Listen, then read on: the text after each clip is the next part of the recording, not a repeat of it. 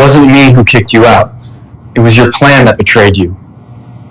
I'm a 29-year-old guy currently sitting in my apartment right now, the exact same one my ex-girlfriend Rachel attempted to steal from me just last week.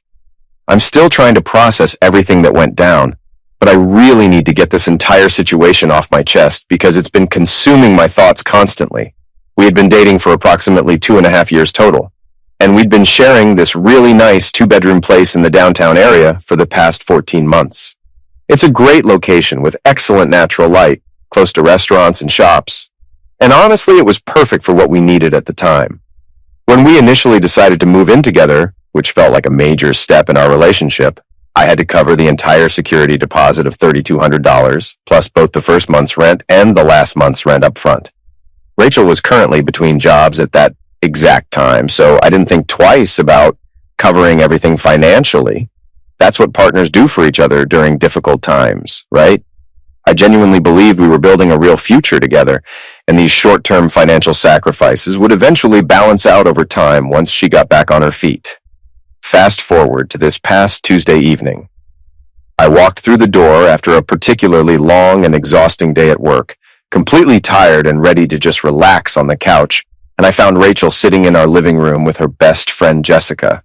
They had various papers and documents spread out all across the coffee table in front of them, and Rachel looked up at me with this strange, almost triumphant smile that immediately made me feel uneasy.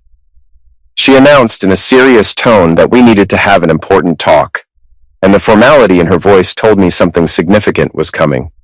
I sat down carefully in the armchair across from both of them, my heart already starting to race a bit, and Rachel immediately launched into this whole prepared speech about how we'd been growing apart over recent months, and how she desperately needed space to find herself and figure out what she truly wanted from life moving forward.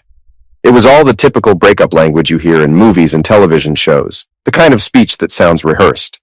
Honestly, I was hurt by her words, but I was genuinely trying my absolute best to stay calm and handle the situation maturely like an adult. I assumed we'd discuss living arrangements like reasonable people and determine who would move out and establish some kind of reasonable timeline. Then Rachel dropped the real bombshell that completely blindsided me and caught me totally off guard. She announced, in a completely matter-of-fact tone, like it was already decided, that she would be keeping the apartment for herself, and I should probably go crash with my parents for a while until I figured out my next living situation. She even casually mentioned that she'd already taken the liberty of calling my mother earlier that same day without asking me first. And apparently, my mom had told her it was totally fine for me to come stay with them temporarily during this transition. I was absolutely stunned by the sheer audacity and boldness of what I was hearing come out of her mouth.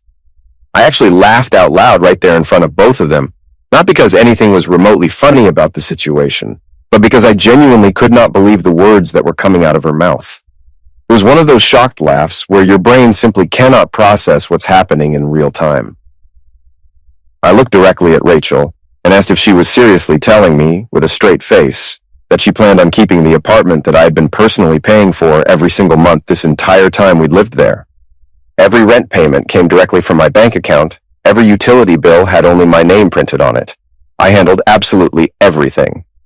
Rachel responded with this elaborate explanation that she had also been living in the apartment for over a year now, and she desperately needed stability during this difficult transitional period in her life.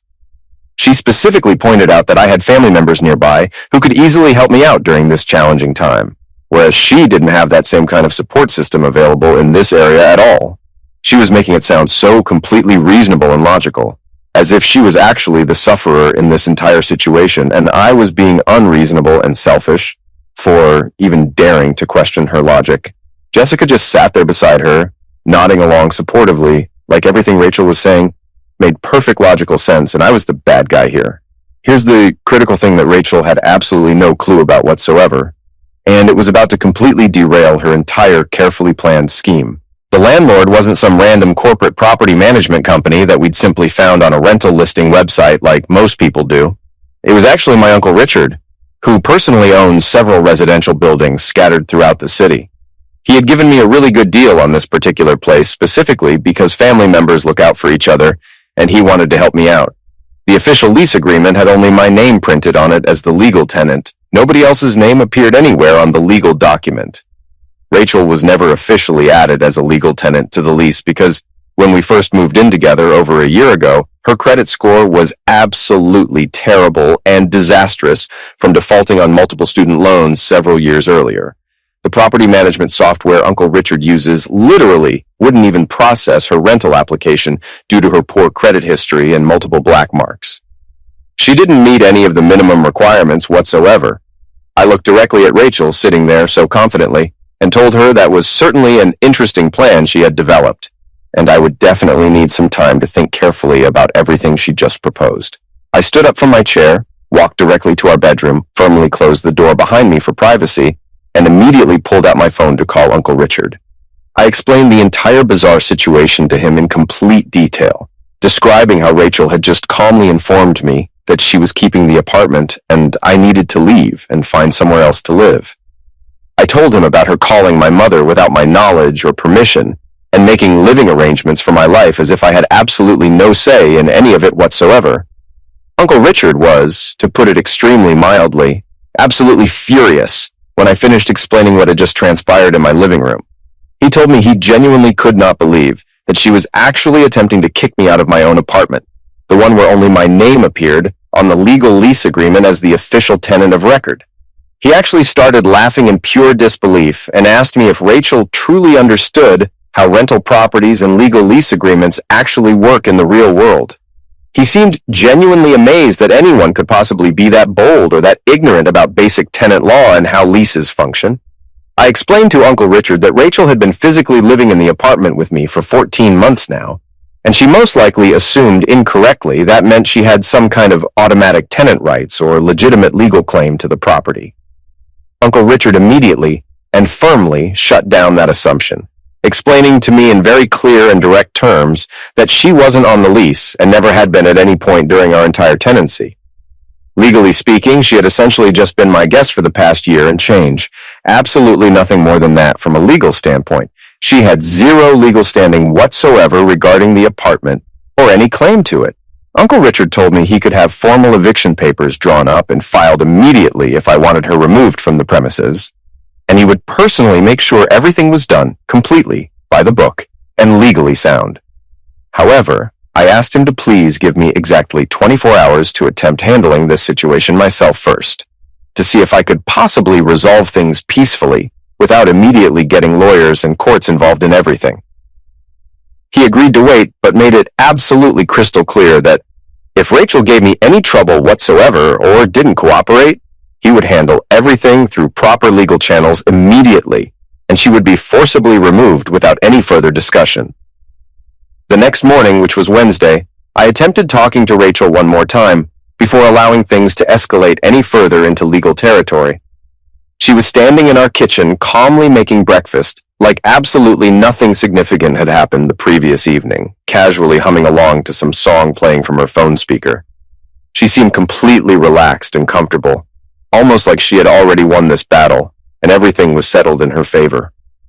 When I carefully brought up our serious conversation from the night before, she actually seemed genuinely pleased that I'd had adequate time overnight to process everything she'd told me and come to terms with it. She asked me directly when I thought I could realistically be completely moved out of the apartment, suggesting that perhaps by the upcoming weekend would work out well for both of us and give us a clean break.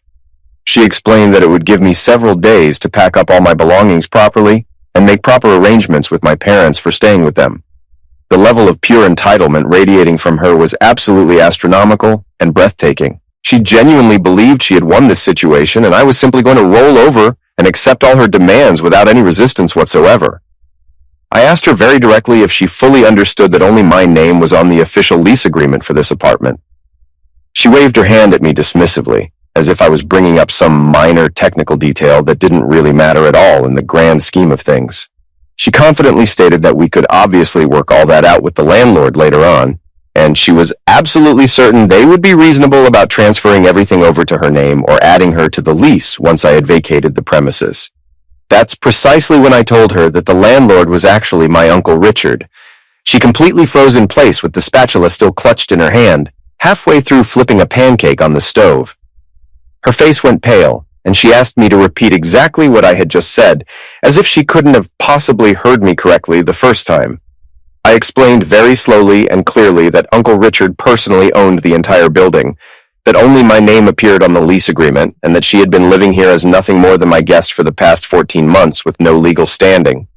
Her facial expressions cycled through approximately 5 completely different emotions in roughly 3 seconds flat. Confusion, sudden realization, rising panic, anger, and then back to panic again. She stammered that it wasn't fair at all because she had been living here for over a year and had made this place her home and built her life here. I calmly pointed out that she had contributed exactly $0 toward monthly rent or the initial security deposit during the entire time we'd lived together. She tried arguing that she bought groceries regularly and had decorated the apartment nicely, making it feel like an actual home instead of just a rental. I corrected her faulty memory, explaining that she bought groceries perhaps once per month, if that, and she exclusively used the credit card I had given her that was specifically designated for emergencies only, not regular purchases. Regarding her decorating contributions, she had hung up some mass-produced pictures and cheap wall art purchased from discount home goods stores, all bought using that same emergency credit card that she had been constantly abusing for non-emergency purposes. That's when Rachel started crying, but these definitely weren't sad tears of heartbreak or grief. These were angry, frustrated tears of someone who had been caught red-handed and was watching their entire, carefully planned scheme fall apart right before their eyes. She accused me of being financially abusive and said I was manipulating her by controlling all the money and the living situation. She claimed I was showing my true colors, and this revealed who I really was underneath the nice guy facade I'd been maintaining. I decided right then and there that I was completely done trying to be diplomatic or nice about this entire situation. I pulled out my phone right there in front of her and texted Uncle Richard, telling him to please go ahead and proceed with the formal eviction notice. I wasn't going to waste any more of my time or energy trying to reason with someone who clearly had no intention of being reasonable or fair. The official eviction notice was served on Thursday afternoon at exactly 2 o'clock in the afternoon. I was at work during this, sitting in a meeting with my team, but Rachel definitely wasn't working since she'd been unemployed for several months at that point. According to my neighbor Marcus, who works from his home office and sees everything that happens in our building, there was quite an intense and dramatic scene in our hallway that afternoon. Marcus told me later that the process server knocked on our door, handed Rachel the official legal papers, and she completely lost her mind right there in the hallway where all the neighbors could hear everything happening. She was screaming at the top of her lungs about squatters' rights and common law marriage, making these legal claims that made absolutely no sense whatsoever. We don't even live in a state that recognizes common law marriage. And even if we did, we wouldn't qualify under any of the specific requirements anyway. My phone started absolutely blowing up around 2:15 in the afternoon, with a barrage of text messages from Rachel coming in one after another. She was frantically demanding to know what I had done, asking if I was completely insane for giving her only 24 hours notice to vacate, claiming this was illegal and she had rights as someone living there. She said she was calling a lawyer immediately and I couldn't do this to her. The messages just kept coming, one after another, getting progressively more frantic and desperate with each one. Then Rachel's best friend Jessica started messaging me too, sending multiple texts, asking if I was seriously going through with evicting Rachel, and questioning what kind of person does something like that to someone they claim to love. She said Rachel thought I loved her, and this was showing abusive behavior, that I was revealing my true character as a manipulator and controller. Then came a phone call from a number I didn't immediately recognize in my contacts. When I answered, it was Rachel's mother, Patricia, on the line. I had always genuinely liked Patricia throughout the time Rachel and I had been together, so I actually answered this call instead of letting it go to voicemail. Patricia asked what was happening with this story about me throwing Rachel out onto the street. I took a deep breath and explained the entire situation calmly and clearly, from start to finish. How Rachel had tried to kick me out of my own apartment first, how she'd never paid a single dollar toward rent in all our time living together, and how her name wasn't on the lease because of her terrible credit history. Patricia went quiet for a long moment on the other end of the line. Then she said something that really surprised me. She told me Rachel had claimed we'd decided together, mutually as a couple, that Rachel would keep the apartment and I would move out. I firmly corrected that misunderstanding, explaining that no, Rachel decided that entirely on her own and simply informed me I could go live with my parents. There was no discussion or mutual agreement. Patricia paused again, then said that sounded exactly like something Rachel would do, and she'd actually done similar things before. Apparently in college, Rachel convinced her dorm roommate to move out temporarily during finals week, claiming she needed space to study, then changed the locks and kept the entire room to herself. The roommate had to get university administration involved to resolve it. Patricia said she honestly thought Rachel had matured and grown past that selfish behavior as she got older. She apologized and said she'd talk to Rachel about everything. I appreciated Patricia's honesty and willingness to hold her daughter accountable instead of blindly defending her. Friday morning arrived and Rachel confronted me at 7 o'clock with a thick stack of papers she'd printed out overnight. She announced triumphantly that according to all her sources, she was legally a tenant regardless of whether her name was on the lease, and I was required by law to give her at least 30 days notice minimum. I took the stack and looked through it. Every single document was from a different state's tenant law website. California, New York, Texas, Florida, none from our actual state. I explained these applied to actual legal tenants who signed leases and paid rent, not guests who overstayed their welcome. Rachel insisted that the simple fact of receiving mail at the address made her a legal tenant with rights. I pointed out she only got mail here because she used my address without asking for permission first, and the magazines and subscription boxes ordered with my credit card didn't establish any form of legal tenancy. She switched tactics and threatened to call the police, saying confidently they'd side with her once they understood the situation. I calmly told her to go ahead and make that call since Uncle Richard had already prepared me for this exact possibility. She actually followed through and called them.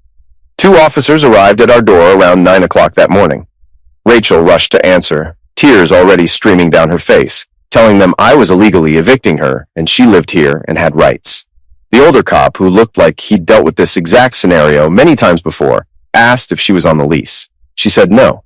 He asked if she'd been paying rent. She admitted not technically, but tried to explain she contributed in other ways. He asked if the legal tenant had formally asked her to leave. She sobbed even harder, saying it wasn't fair and she had nowhere to go. The younger officer examined the eviction notice that had been served the previous day, confirming it was from a licensed attorney and had been properly served according to legal procedures. He told Rachel she needed to make arrangements to vacate the premises by 2 o'clock that afternoon, which was the deadline clearly stated in the notice. She asked desperately where she was supposed to go on such short notice with nowhere lined up. The older cop looked at me with something resembling sympathy and told Rachel plainly that figuring out her living arrangements wasn't my problem or responsibility. He told me that if Rachel wasn't completely moved out by the 2 o'clock deadline, I should call them back and they would return to enforce the eviction order. After the police officers left our apartment, Rachel's whole entitled attitude completely crumbled and was replaced by desperate, panicked bargaining.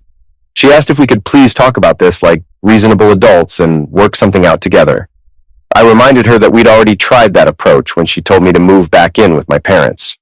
She claimed she'd been emotional in the moment and didn't actually mean it the way it sounded. I asked her to explain exactly how she did mean it then, and she couldn't come up with any answer whatsoever. She just stared at me with this helpless expression. By noon, she was frantically making phone calls trying to find somewhere, anywhere, to stay even temporarily. I overheard her on the phone with Jessica, asking why she didn't have room for her and pointing out that Jessica had an entire couch available. She was begging Jessica to let her crash, just for a few nights since this was an emergency situation. Then she started calling other friends from her social circle, and each conversation became progressively more desperate as person after person turned her down with various excuses. At 12:30, Rachel attempted one final manipulation tactic. She told me that if I went through with kicking her out, she would post everything on social media and tell everyone what kind of person I really was. She pulled out her phone and started typing up a draft post right in front of me, showing me the screen like it was some kind of threat. The draft said something about how she was about to be homeless because her ex-boyfriend was evil and cruel. I suggested she might want to add some context about how she tried to steal my apartment. She stared at her phone for a moment, then deleted the entire draft without saying another word. At exactly 1 o'clock in the afternoon, Uncle Richard showed up at the apartment with 2 professional movers he'd personally hired for this occasion. He told me he wanted everything handled professionally and by the book. Rachel's stuff honestly wasn't that much when you got down to it. Clothes, shoes, makeup, and beauty products, some books, and the gaming setup I'd bought her as an expensive Christmas present. The movers efficiently had everything boxed up and ready to go in under an hour. One of the movers asked where they should deliver everything. Rachel was sitting on the couch, her phone clutched in her hands, frantically texting people. She said she didn't know where to take her stuff because she didn't have anywhere to go yet. She asked if we could just leave all her belongings here in the apartment until she figured out her living situation, saying it would only be for a few days. Uncle Richard firmly said, absolutely not, and gave Rachel exactly 10 minutes to make a decision. He told her if she couldn't decide, we'd put everything into a paid storage unit, and she'd be responsible for monthly fees and retrieving it herself. She called Patricia, who told her she and Rachel's father were currently in Florida for the entire month and couldn't help. Patricia suggested Rachel call her cousin Rita, who lived about an hour outside the city. Rachel made the call, and Rita wasn't happy about the situation or the last-minute nature of it, but agreed to let Rachel stay with her for just a few days only. She made it very clear this was temporary, not permanent.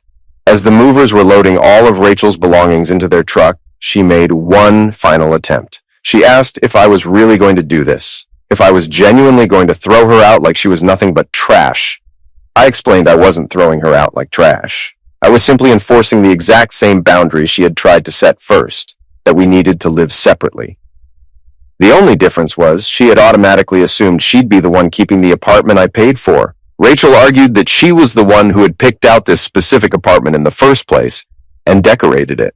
I corrected that she picked it from a list of 3 options I could actually afford based on my salary, and she decorated using my credit card. Living somewhere rent-free doesn't make it yours. She grabbed her purse and headed for the door, then turned back saying I'd regret this and eventually beg her to come back. I said I'd miss who I thought she was, not who she actually was. The calls started that evening. First was Jessica calling to say Rachel was at Rita's place crying her eyes out, asking how I could live with myself. I replied pretty comfortably in my apartment that I pay for. Jessica called me heartless, saying Rachel loved me. I said she loved my wallet and free accommodation, and when it came time to break up, her first move was trying to steal my home. Jessica insisted she wasn't stealing, just thought she deserved it. I said she thought she could take advantage of me one more time, but thought wrong. Then came a call from an unknown number with Rachel's entire friend group on speaker, multiple voices talking over each other. They told me they all collectively thought I was disgusting for making a woman homeless. I pointed out she wasn't homeless, she was at her cousin's and only there because she tried to make me homeless first. They said it was different because I had support systems. I noted she apparently had support too since they were all so concerned. There was silence, then someone hung up. The best call came Saturday afternoon from Patricia apologizing for Rachel's behavior. She said she'd raised Rachel better than this, or thought she had. Rachel told Rita I was abusive and controlling, but Rita was smart enough to ask questions, and the story quickly fell apart. Rachel had already worn out her welcome at Rita's by demanding Rita's bedroom, because she claimed the couch hurt her back. Rita was driving her to Rachel's uncle's place the next day where he had a basement apartment available, but Rachel would need to actually pay rent. Patricia laughed bitterly, asking rhetorically what money Rachel would use since she hadn't worked in 6 months. Rachel had been telling her parents I was supporting her while she figured out her career path, which was completely news to me, since she'd told me she was doing freelance social media management work. Sunday morning, Marcus texted saying I absolutely needed to see something. He sent screenshots from a group chat his girlfriend was in through knowing Jessica. The messages were from weeks earlier. Rachel wrote that Operation Apartment was almost ready to execute. Someone asked if she really thought I'd just leave without fighting. She responded I was too nice to fight back. She'd cry and play sufferer, and I'd cave like always. Someone asked what if I didn't cave this time. Rachel said she'd threatened to ruin my reputation by claiming I was abusive. I'd give her the apartment to avoid the drama and social fallout. Someone responded calling the plan savage. Rachel said I'd been paying for everything anyway. Might as well get a few more months of free rent before she moved on to her next target. They asked what she meant by moving on. Rachel casually mentioned she was already talking to some guy named Tyler who owned a beach house. She just needed to secure my apartment first as a backup plan in case things with Tyler didn't work out. I sat there staring at my phone screen, reading and rereading those messages. The entire breakup and apartment theft had been calculated and planned out in advance. This wasn't some emotional decision made in the heat of the moment. This was deliberate and premeditated. Marcus texted again saying there was more, that his girlfriend just told him Rachel had actually been seeing Tyler for approximately 2 months already. 2 whole months while I was paying all our bills, buying her thoughtful gifts, and planning what I thought was our future together. I forwarded all the screenshots to Patricia immediately.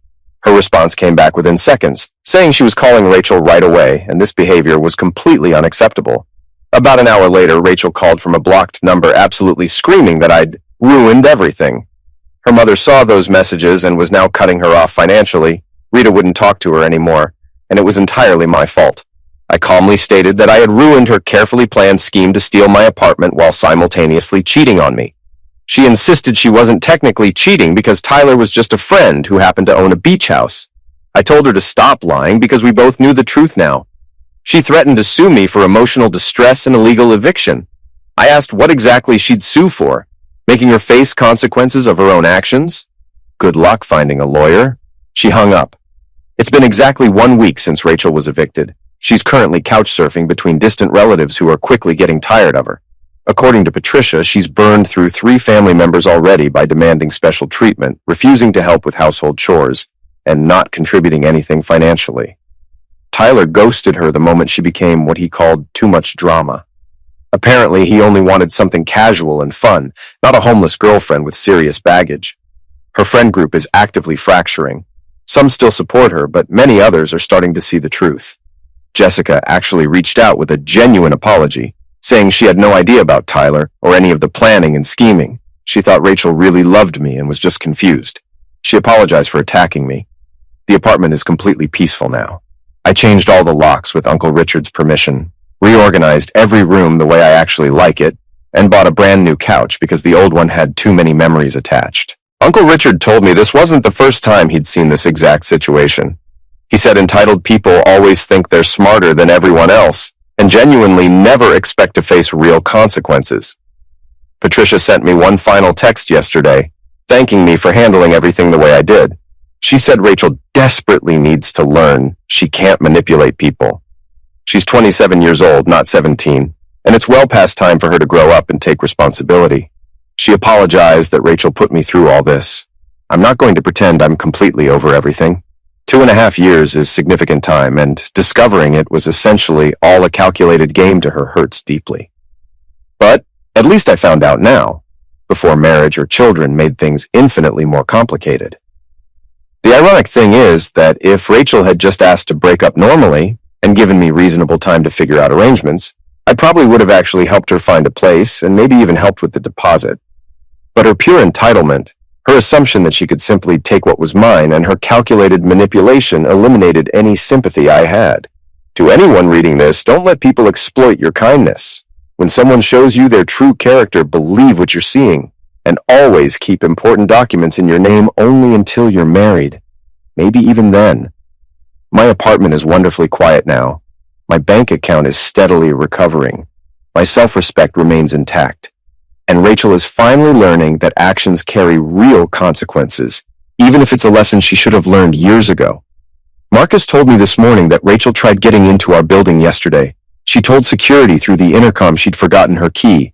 The door camera caught her having a complete meltdown when she realized her access fob had been permanently deactivated. Sometimes the most satisfying form of justice isn't some elaborate revenge scheme.